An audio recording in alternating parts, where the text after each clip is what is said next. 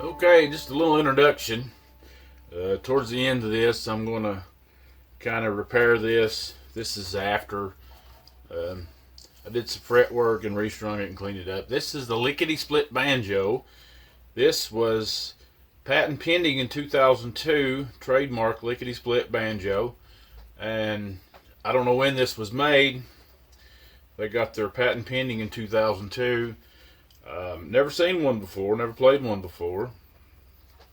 Apparently they've took I could be wrong, but it looks like a wooden plate that they've bought and a little hand drum that they've bought and put it together somehow. I can't tell exactly what's going on there. This part may have been manufactured, I don't know. These sold for about $180, somewhere in that neighborhood. All maple, maybe cherry. It's weathered. I believe it's maple, but anyway, just a little neat idea, similar to the Dulce Joes that I've been making for years. This came along before I did, and want to give a plug for Doug Dabney for getting me to make my first Dulce Joe. I'd never heard of them or anything like this. It's basically a dulcimer with a banjo body. And of course the strings are reversed so you can play it kind of like a guitar. So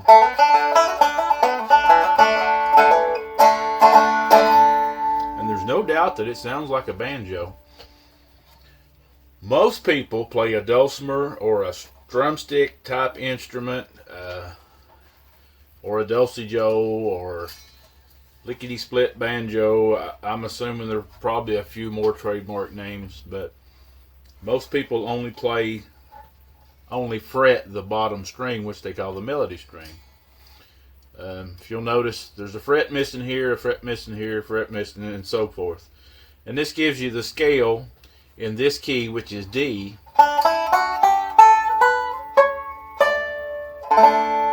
So, as one person once said, there are no wrong notes. So anything you play sounds good. But most people will number these 1, 2, 3, 4, 5, 6, 6.5, 7, 8, and so forth, and learn to play melodies. Kind of like I did when I first started playing harmonica about 30 years ago. So then you end up with something like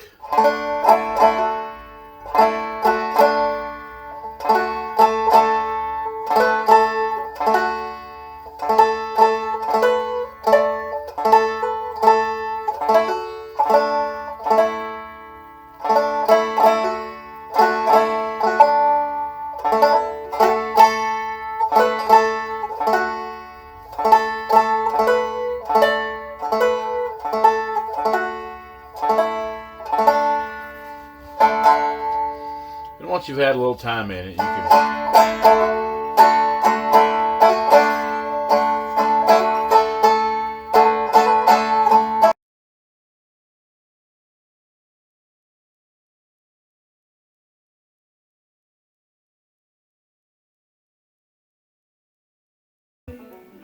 Going to try to do a little review on this Lickety Split Banjo I got off Facebook Marketplace. I don't know who made these. There's a 2002 patent pending, so this was quite a while ago. That doesn't tell the date of this. There's a number here. I don't know how much of this y'all can see. But this is all maple. Even the back of that, you can see there's Lickety Split 2002 patent pending. I don't know if they ever got their patent. Very basic neck, and I'm sure the drum part here was Chinese, just a hand drum that they've used, which I can't fault that. That's what I use, of course, for my dulcigos. And but since I've made so many dulcigos over the years, this of course piqued my interest. It's very small. Let's see.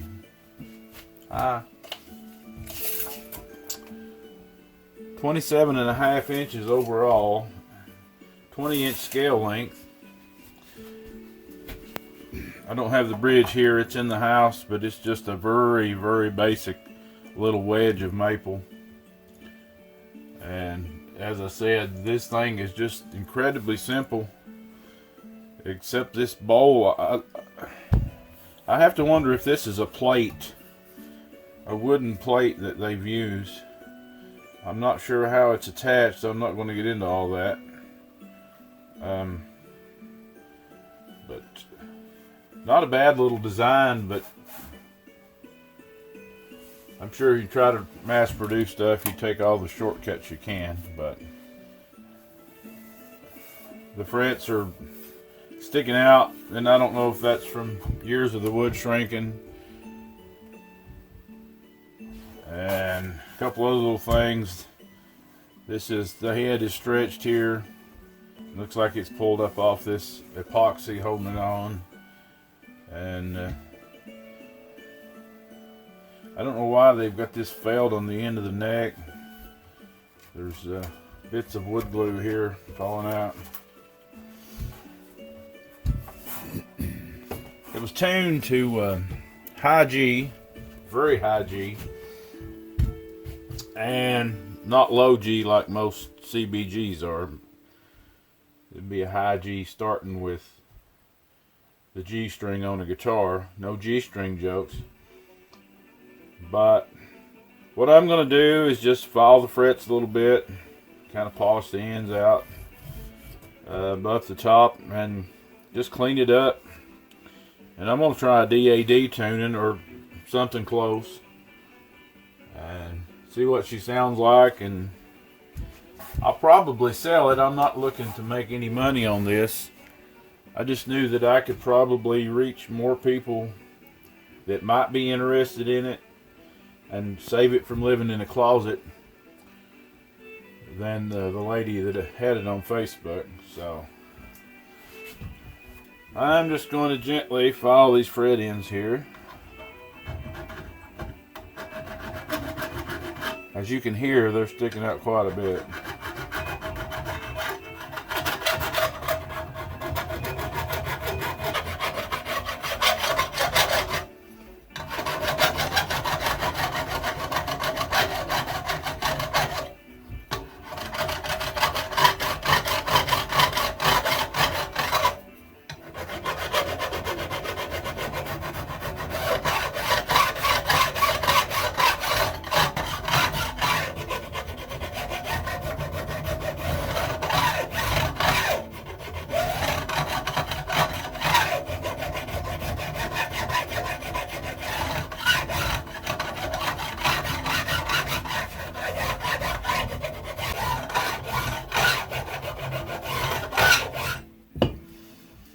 I like to use an old worn out piece of 220.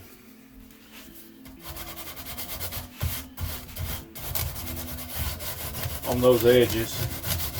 Rounds them out a little more than you can with a flat file.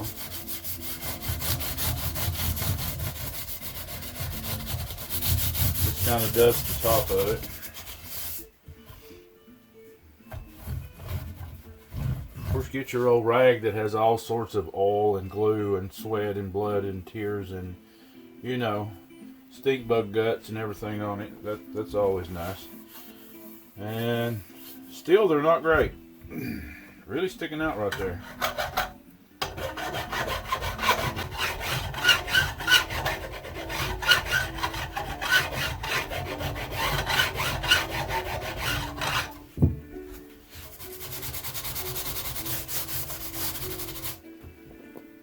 Little steel wall here.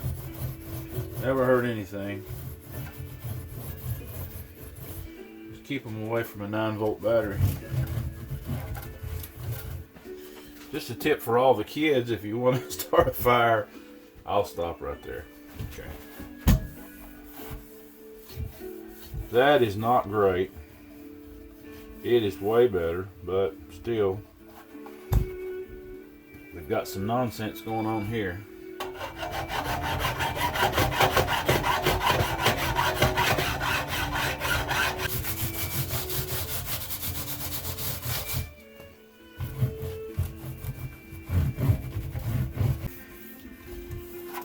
Okay, my camera shut off at 10 minutes for some reason.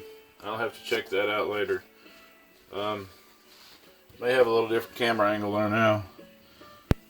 I didn't get the part where I showed you, and I'll show you on the back side here. I think I got into too much philosophy there on the last part. My camera got tired. But we're going to do this other side.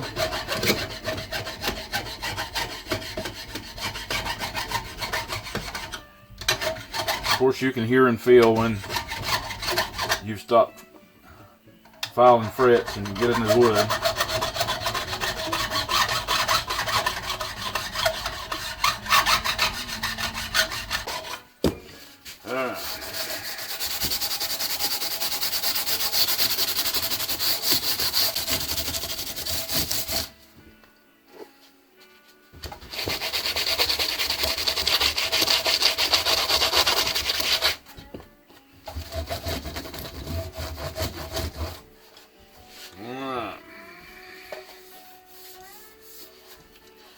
That's not as good as the other side, but my thumb's liking it pretty good. So I'll call that done. And this is kind of what I call fret polish. Make sure I'm on the right side. What I do almost always, get my glasses. Put a little drop of glue here, right where the edge of the fret meets the corner of the fretboard there, of the neck. Just a drop. Let it kind of soak in and feel, that was about 80 drops there. Let it fill in the gap there that's grabbing your finger. That's what you're feeling. Or it's what I'm feeling right now. And then I'll usually do it one more time.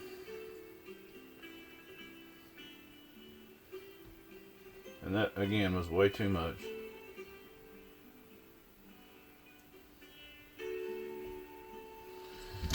Now I'm kind of doing a repair on a pretty old instrument here.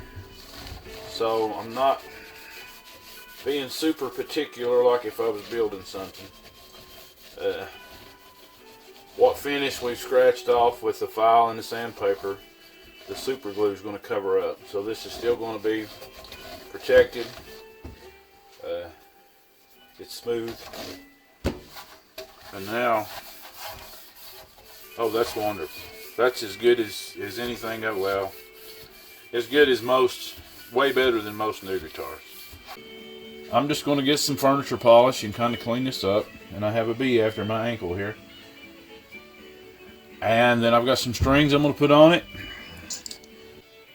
And I wish I had done a little video before I took the other strings off, but they were so old and brittle and wouldn't stay in tune. Surprisingly, the intonation is really good. The bridge was where it needed to be. So, like I said, I'm going to clean this up. And the bee's going to kill me. And then I'll be back. About 10 minutes up. Almost.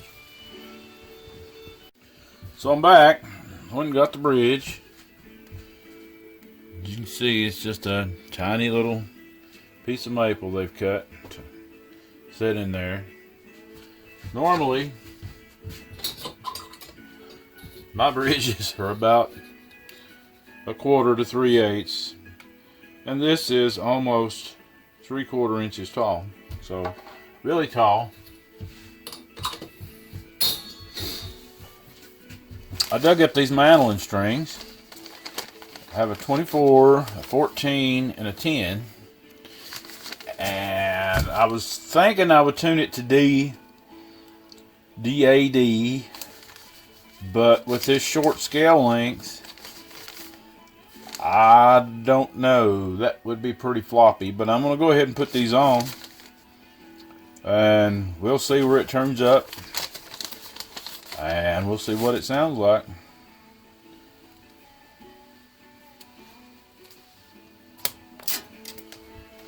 So, loopy.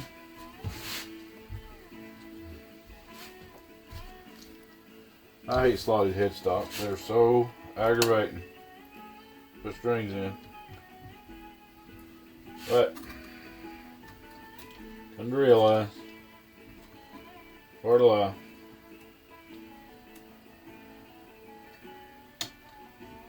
just like death and taxes and French roast coffee, it's just something that's just a horrible fact of life. Okay, get in there. Alright, now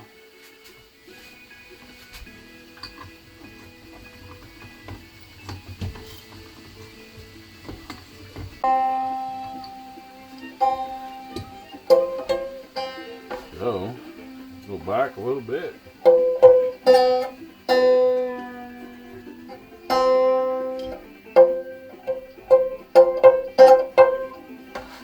That is really close.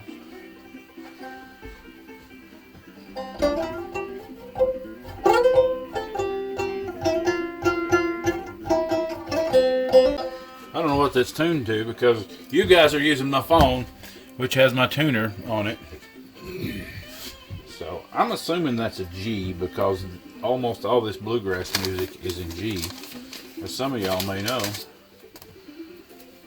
So that would make us tuned in C, but I really don't know yet. So, put my peepers back on. Alright, my phone cut off again. I think I figured out why. I have to call Walter Cronkite and confirm. But I've got the strings on it. I've got it kind of in tune, but I don't know where it's in tune.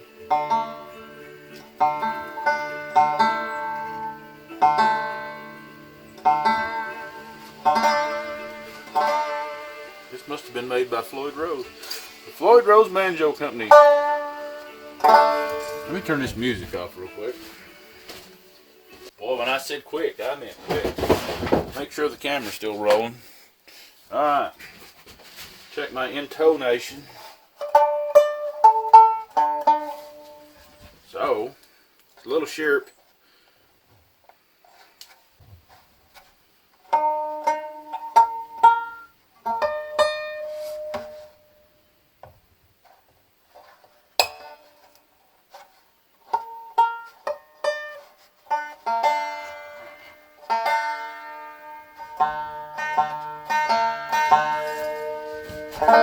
Okay.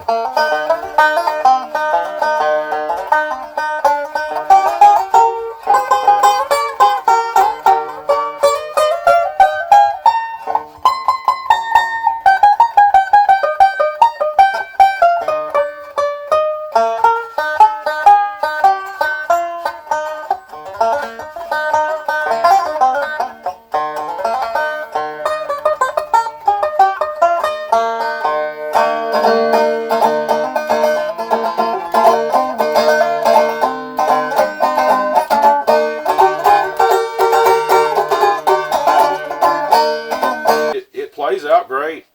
The bridge height is good with, just in case you wanted to, your walrus to lay on top of there while you were playing, there's room. So, yeah, it plays. So, there you go. The Lickety Split Banjo. 2002. Patent pending. Trademark. So I'm going to sell this for $100. Surely somebody would like to have it. So this is actually tuned DAD.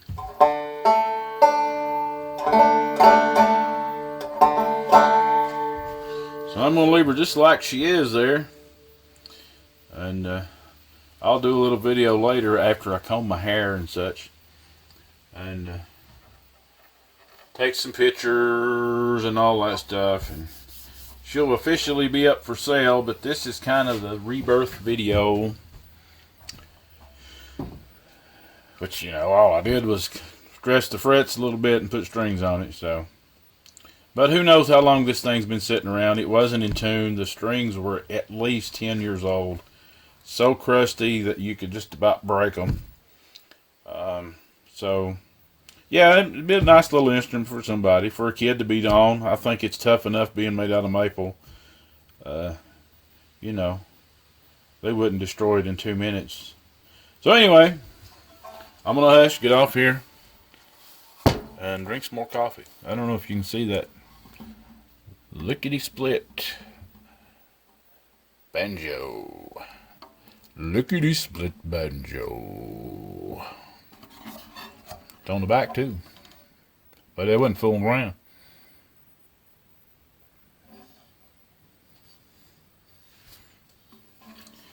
Pretty neat idea that somebody, I'm sure this is a plate that they've bought a bunch of, again, and these they've bought a bunch of, and then just cut a maple neck.